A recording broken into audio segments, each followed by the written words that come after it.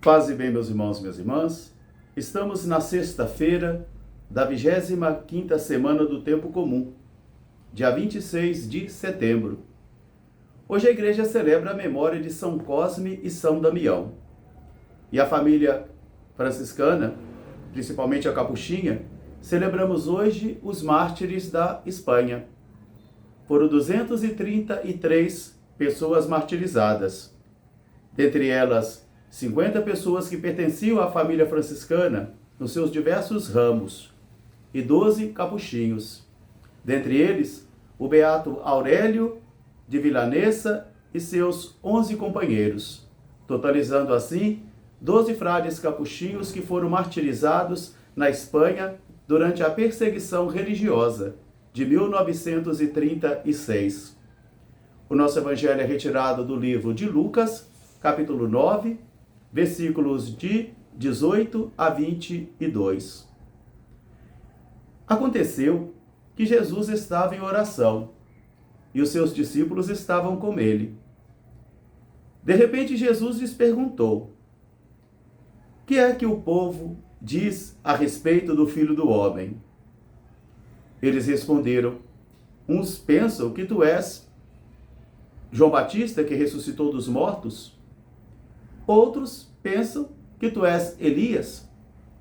Outros ainda pensam que és algum dos antigos profetas que ressuscitaram." Jesus, então, olhando para eles, perguntou-lhes: "E vós, quem dizeis que eu sou?" Simão Pedro tomou a palavra e respondeu: "Tu és o Cristo, o Filho do Deus vivo."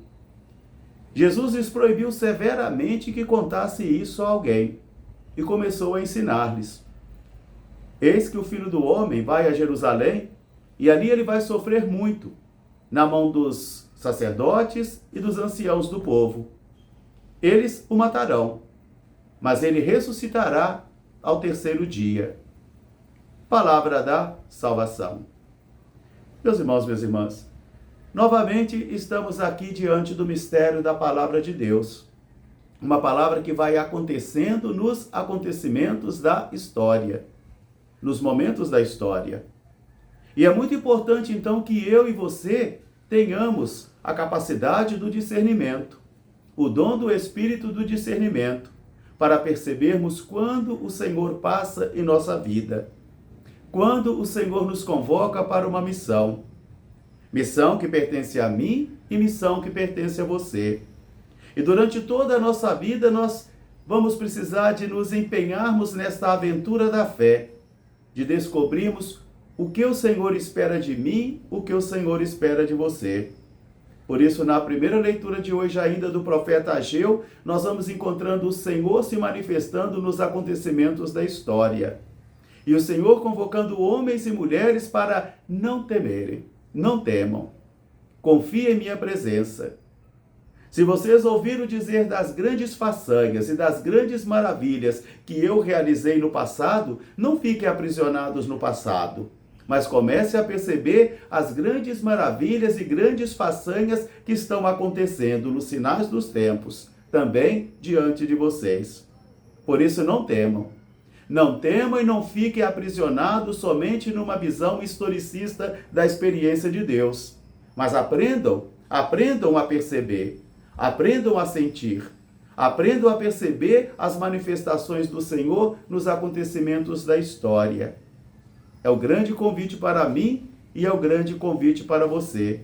Sentirmos a presença do Senhor em nossas vidas. Percebemos as manifestações do Senhor nos momentos difíceis, nos momentos alegres de nossas vidas, para que assim nós possamos corresponder à sua vontade. Seja feita a tua vontade no céu e na terra. Vamos à oração com Jesus. Inúmeras vezes nós vamos encontrar Jesus saindo da vida pastoral, da atividade pastoral, principalmente para mim e para você, que às vezes nos mergulhamos tanto num ativismo pastoral tão grande que nos adoece, nos endurece o coração, esvazia a alma, seca a alma e assim ficamos desanimados diante da missão do Senhor. Principalmente quando as coisas não acontecem segundo as nossas agendas pessoais, segundo os nossos gostos pessoais e o nosso tempo pessoal. Porque o tempo do Senhor é diferente do meu e é diferente do seu. A agenda do Senhor é diferente da minha agenda e diferente da sua agenda. E por isso nós rezamos: seja feita a tua vontade na terra e no céu. Então, em um desses momentos agora orantes de Jesus, os discípulos estão com ele. E é no momento de oração que Jesus vai perguntar aos discípulos: o que o povo diz por aí que eu sou? Meus irmãos, minhas irmãs, um dos grandes ensinamentos desses momentos orantes de Jesus é que a identidade profunda de Jesus nós não conhecemos na cultura livresca. Nós não conhecemos somente por meio de cursos, de palestras, de leituras de livros, de pregações, não. Todas as vezes que Jesus quer falar da sua identidade profunda, ele está saindo de um momento de oração, porque é na oração que os mistérios de Deus são desvelados para mim e para você. Daí a necessidade de sempre inculcar na cabeça e no coração das pessoas a necessidade de volver-se, de voltar a uma cultura orante. Porque é na oração que nós vamos percebendo o coração de Deus, o palpitar do coração de Jesus em nossa vida. É na oração que nós vamos criando intimidade com o Senhor. E quando criamos intimidade com o Senhor, nós começamos então a perceber um pouco melhor as manifestações dele na história. Jesus dirige então aos seus discípulos num momento de oração: o que é que vocês ouvem falar sobre mim por aí? Uns dizem que você é João Batista que ressuscitou. Outros dizem que você é o profeta Elias. Outros dizem que você é Jeremias ou algum dos antigos profetas que ressuscitou. Quer dizer, não há uniformidade na resposta. Cada pessoa faz uma experiência de Jesus em sua vida. E o Senhor vai se desvelando também de modo diferente para mim e para você. Após então ouvir essas respostas, agora Jesus quer perguntar para aqueles que são íntimo e familiar, aqueles que convivem com ele: e para vocês quem eu sou? É Simão Pedro que vai tomar a palavra e vai dizer: tu és o Cristo, o Filho do Deus vivo. Em outra passagem, Jesus vai dizer: feliz és tu, Simão, porque não foi o sangue que te revelou e nem a carne que te revelou isso, mas foi o Espírito do meu Pai. E é na oração que essa resposta vem. É nesta oração que nós descobrimos a verdadeira identidade de Jesus. Caso contrário, teremos inúmeras informações dogmáticas, doutrinárias, teológicas sobre ele, frutos das pregações que ouvimos e fazemos, mas ainda não experimentamos essa força viva de Jesus em nossa história. Os discípulos começaram agora a ficar então escandalizados, porque Jesus disse: o Filho do Homem vai sofrer muito em Jerusalém.